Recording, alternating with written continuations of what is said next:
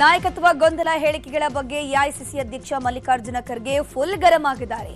CM DCM ಪ್ರತಿದಿನ ಹೇಳಿಕೆಗಳಿಗೆ ಬೇಸರ ವ್ಯಕ್ತಪಡಿಸಿದ್ದು, ಹೈಕಮಾಂಡ್ನತ್ತ ಬೊಟ್ಟು ಮಾಡ್ತಿರೋದಕ್ಕೆ ಕಿಡಿಕಾರಿದ್ರು.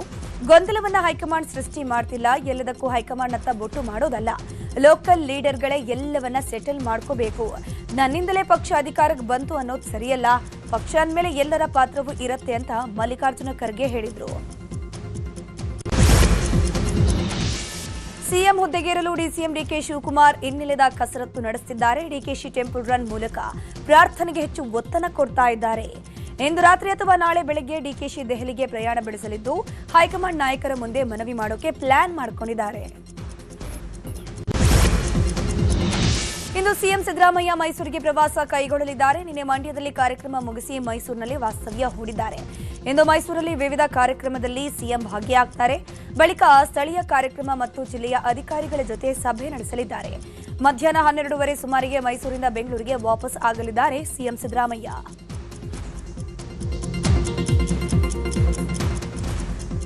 ಈ ನಡುವೆ ಮಂಡ್ಯ ಜಿಲ್ಲೆಯ ಮಳವಳ್ಳಿಯಲ್ಲಿ ಸುತ್ತೂರು ಶ್ರೀಗಳ ಜಯಂತ್ಯೋತ್ಸವ ಸಮಾರಂಭದಲ್ಲಿ ಸಿಎಂ ಭಾಷಣದ ವೇಳೆ ಲೇಸರ್ ಲೈಟ್ ಬಿಡಲಾಯಿತು. ಸಿಎಂ ಸಿದ್ದರಾಮಯ್ಯ ಮೇಲೆ ಕಿಡಿಗೇಡಿಯೊಬ್ಬ 2 ಬಾರಿ ಲೇಸರ್ ಲೈಟ್ ಅನ್ನು ಬಿಟ್ಟಿದ್ದಾನೆ. ಲೇಸರ್ ಲೈಟ್ ಬೀಳ್ತಾ ಇದ್ದಂತೆ ಬೆಂಗಾವಲು ಪಡೆ ಅಲರ್ಟ್ ಆಗಿದ್ದು, ಪೊಲೀಸರಿಗೆ ಅನಾಮಿಕನನ್ನ ಹಿಡಿಯುವಂತೆ ಸೂಚನೆಯನ್ನ ನೀಡಿದ್ರು.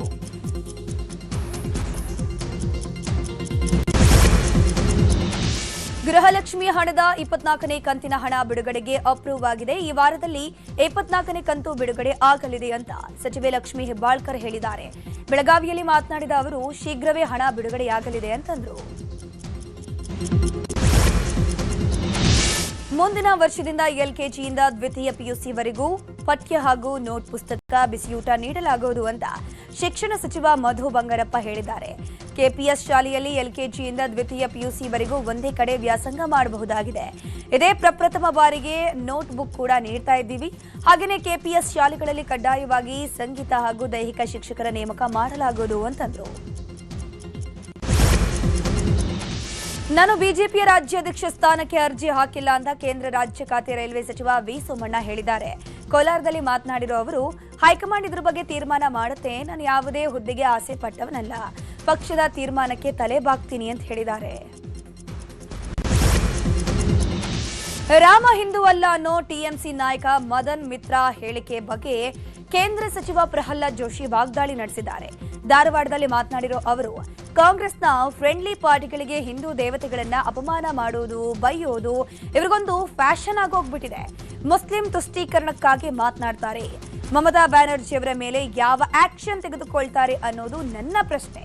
ಇದು ಅತ್ಯಂತ ನಿಂದನೀಯ. ಏನ್ ಕ್ರಮ ತೆಗೆದುಕೊಳ್ತಾರೆ ಅನ್ನೋದನ್ನ ಸ್ಪಷ್ಟಪಡಿಸಬೇಕು ಅಂತ ಕಿಡಿಕಾರಿದ್ರು. ಬಾಗಲಕೋಟೆ ಜಿಲ್ಲೆಯ ಮುಧೋಳ ತಾಲೂಕಿನ ಒಕ್ಕಲೂತನ ಹುಟ್ಟುವಳಿ ಮಾರಾಟ ಸಹಕಾರಿ ಸಂಘದ ಚುನಾವಣೆಯಲ್ಲಿ ಬಿಜೆಪಿಯ ಬೆಂಬಲಿತ ಪ್ಯಾನೆಲ್ ಜಯಭೇರಿ ಬಾರಿಸಿದೆ. ಒಟ್ಟು 12 ಸ್ಥಾನಗಳ ಪೈಕಿ ಬಿಜೆಪಿ ಬೆಂಬಲಿತ 11 ಅಭ್ಯರ್ಥಿಗಳು ಜಯ ಗಳಿಸಿದ್ದು, ಕಾಂಗ್ರೆಸ್ ಬೆಂಬಲಿತ ಓರ್ವ ಅಭ್ಯರ್ಥಿ ಮಾತ್ರ ಗೆಲುವು ಸಾಧಿಸಿದ್ದಾರೆ. ಕಳೆದ ನವೆಂಬರ್ 23ರಂದು 9 ಸ್ಥಾನಕ್ಕೆ ಚುನಾವಣೆ ನಡೆದಿದ್ದು, ನಿನ್ನೆ ಚುನಾವಣಾ ಫಲಿತಾಂಶ ಹೊರಬಿದ್ದಿದೆ. ಜಿಲ್ಲಾ ಉಸ್ತುವಾರಿ ಸಚಿವ ಆರ್ಬಿ ತಿಮ್ಮಾಪುರ ಅವರ ಸ್ವಕ್ಷೇತ್ರದ ಚುನಾವಣೆಯಲ್ಲಿ ಕಾಂಗ್ರೆಸ್ ಹೀನಾಯವಾಗಿ ಸೋಲನ್ನ ಕಂಡಿದೆ. ಹುಬ್ಬಳ್ಳಿಯಲ್ಲಿ ನಡೆದ ಮಾರ್ಕ್ ಚಿತ್ರದ ಪ್ರೀ ರಿಲೀಸ್ ಇವೆಂಟ್ನಲ್ಲಿ ನಟ ಕಿಚ್ಚ ಸುದೀಪ್ ವಿರೋಧಿಗಳಿಗೆ ಕೌಂಟರ್ ಅನ್ನು ಕೊಟ್ಟಿದ್ದಾರೆ. ಡಿಸೆಂಬರ್ 25ಕ್ಕೆ ಜೋರಾಗಿ ಬಾಗಿಲು ತಟ್ತಿದ್ದೀವಿ. ಕೆಲ ಮಾತು ಹುಬ್ಬಳ್ಳಿಯಲ್ಲಿ ಮಾತನಾಡಿದ್ರೆ ಎಲ್ಲಿ ತಟ್ಟಬೇಕೋ ಅಲ್ಲಿ ತಟ್ಟುತ್ತೆ. ಹೊರಗಡೆ ಒಂದು ಪಡೆ ಯುದ್ಧಕ್ಕೆ ರೆಡಿ ಆಗ್ತಿದೆ. ನಾವು ಯುದ್ಧಕ್ಕೆ ಸಿದ್ಧ. ನಾವು ನಮ್ಮ ಮಾತಿಗೆ ಬದ್ಧ. ಸೈಲೆಂಟ್ ಆಗಿರೋರು ಒಳ್ಳೆಯದೋ ಕೆಟ್ಟದೋ ಗೊತ್ತಿಲ್ಲ. ನನ್ನ ಸ್ನೇಹಿತರು ಚೆನ್ನಾಗಿರ್ಲಿ ಅಂತ ಬಾಯಿ ಮುಚ್ಕೊಂಡಿದ್ದೆ. ಆದ್ರೆ ನನ್ನ ಸಹನೆಯಿಂದ ನಿಮ್ಮ ಮೇಲೆ ಪ್ರಹಾರ ನಡೀತಾ ಇದೆ. ತಡೆಯೋವರೆಗೂ ತಡೀರಿ, ಮಾತನಾಡೋ ಟೈಮಲ್ಲಿ ಮಾತನಾಡಿ ಅಂತ ಹೇಳಿದ್ದಾರೆ. ಈ ಜರ್ನಿಯಲ್ಲಿ 25ಕ್ಕೆ ಥಿಯೇಟರ್ ಅಲ್ಲಿ ಒಂದು ಸಿನಿಮಾ ಬಿಡುಗಡೆ ಆಗುತ್ತೆ. ಆದರೆ ಹೊರಗಡೆ ಒಂದು ಪಡೆ ಯುದ್ಧಕ್ಕೆ ರೆಡಿ ಆಗ್ತಾ ಇದೆ. ಈ ವೇದಿಕೆ ಮೇಲಿಂದ ಹೇಳ್ತಾ ಇದ್ದೀನಿ, ಯುದ್ಧಕ್ಕೆ ಸಿದ್ಧ. ಯಾಕಂದ್ರೆ ನಾವು ನಮ್ಮ ಮಾತಿಗೆ ಬದ್ಧ. ಕೆಲವು ಮಾತು ಹುಬ್ಬಳ್ಳಿಗೆ ಬಂದು ಇಲ್ಲಿ ವೇದಿಕೆ ಮೇಲೆ ಮಾತಾಡಿದ್ರೆ ಇಡೀ ಕರ್ನಾಟಕಕ್ಕೆ ಎಲ್ಲಿ ತಟ್ಟಬೇಕೋ ತಟ್ಟುತ್ತೆ. ಹೇಗೆ ತಟ್ಟಬೇಕೋ ತಟ್ಟುತ್ತೆ, ಯಾವ ಭರ್ಜರಿಯಲ್ಲಿ ತಟ್ಟಬೇಕೋ ತಟ್ಟುತ್ತೆ ಅನ್ನೋ ಒಂದು ಕಾರಣಕ್ಕೆ ಕೆಲವೊಮ್ಮೆ ನನಗೆ ಅನ್ಸುತ್ತೆ ಸೈಲೆಂಟ್ ಆಗಿರೋದು ಒಳ್ಳೇದೋ ಕೆಟ್ಟದೋ ಗೊತ್ತಿಲ್ಲ, ಆದರೆ ನಿಮ್ಗಳಿಗೋಸ್ಕರ, ನನ್ನ ಸ್ನೇಹಿತರು ನೀವೆಲ್ಲ ಚೆನ್ನಾಗಿರ್ಬೇಕು ಅನ್ನೋ ಒಂದೇ ಒಂದು ಕಾರಣಕ್ಕೋಸ್ಕರ ನಾವೆಲ್ಲರೂ ಒಳ್ಳೆಯ ಹೆಸರಲ್ಲಿ ಇರಬೇಕು ಅನ್ನೋ ಒಂದೇ ಕಾರಣಕ್ಕೆ ನಾನು ಬಾಯಿ ಎಲ್ಲದನ್ನು ಮುಚ್ಕೊಂಡಿದ್ದೆ ಹೊರತು ಬಾಯಿ ಇಲ್ಲ ಅಂತಲ್ಲ. ಬಹಳಷ್ಟು ಕಲ್ಲಿನ ಹೋರಾಟ ನನ್ನಿಂದ, ನನ್ನ ಸಹನೆಯಿಂದ ನಿಮ್ಗಳ ಮೇಲೆ ಬೀಳ್ತಾನೆ ಇರುತ್ತೆ. ಅದನ್ನು ತಾವು ತಡ್ಕೊಂಡು ಬರ್ತಾನೆ ಇದ್ದೀರಿ. ಈಗ ಹೇಳ್ತಾ ಇದ್ದೀನಿ, ತಡೆಯೋ ತನಕ ತಡೀರಿ, ಮಾತಾಡೋ ಟೈಮಲ್ಲಿ. ಇದರ ಬೆನ್ನಲ್ಲೇ ದರ್ಶನ್ ಪತ್ನಿ ಕೂಡ ಪರೋಕ್ಷವಾಗಿ ಕೌಂಟರ್ ಅನ್ನ ಕೊಟ್ಟಿದ್ದಾರೆ. ಕೆಲವೊಂದು ವ್ಯಕ್ತಿಗಳು ದರ್ಶನ್ ಇಲ್ಲದೇ ಇದ್ದಾಗ ಅವರ ಬಗ್ಗೆ, ಅವರ ಫ್ಯಾನ್ಸ್ ಬಗ್ಗೆ ವೇದಿಕೆ ಮೇಲೆ ಮಾತನಾಡ್ತಾರೆ. ಆದ್ರೆ ದರ್ಶನ್ ಹೊರಗಡೆ ಇದ್ದಾಗ ಇವರೆಲ್ಲ ಬೆಂಗಳೂರಿನಲ್ಲಿ ಇರ್ತಾರಾ ಇಲ್ವಾ ಅನ್ನೋದೇ ಗೊತ್ತಾಗೋದಿಲ್ಲ. ಅಂತವರ ಬಗ್ಗೆ ತಲೆ ಕೆಡಿಸ್ಕೊಳ್ಬಾರ್ದು ಅಂತ ಟಾಂಗ್ ಕೊಟ್ಟಿದ್ದಾರೆ. ಕೆಲವೊಂದು ವ್ಯಕ್ತಿಗಳು ದರ್ಶನ್ ಅವ್ರು ಇಲ್ಲದೆ ಇದ್ದಾಗ ಅವ್ರ ಬಗ್ಗೆ, ಹಾಗೆ ಅವ್ರ ಫ್ಯಾನ್ಸ್ ಬಗ್ಗೆ ವೇದಿಕೆ ಮೇಲೆ ಹೋಗೋದು, ನಿಂತ್ಕೊಂಡು ಮಾತಾಡೋದು, ಚಾನೆಲ್ ಮೀಡಿಯಲ್ಲಿ ಕೂತ್ಕೊಂಡು ಮಾತಾಡೋದು, ಹೊರ ಕೂತ್ಕೊಂಡು ಮಾತಾಡೋದು ಎಲ್ಲ ಮಾಡ್ತಿದ್ದಾರೆ.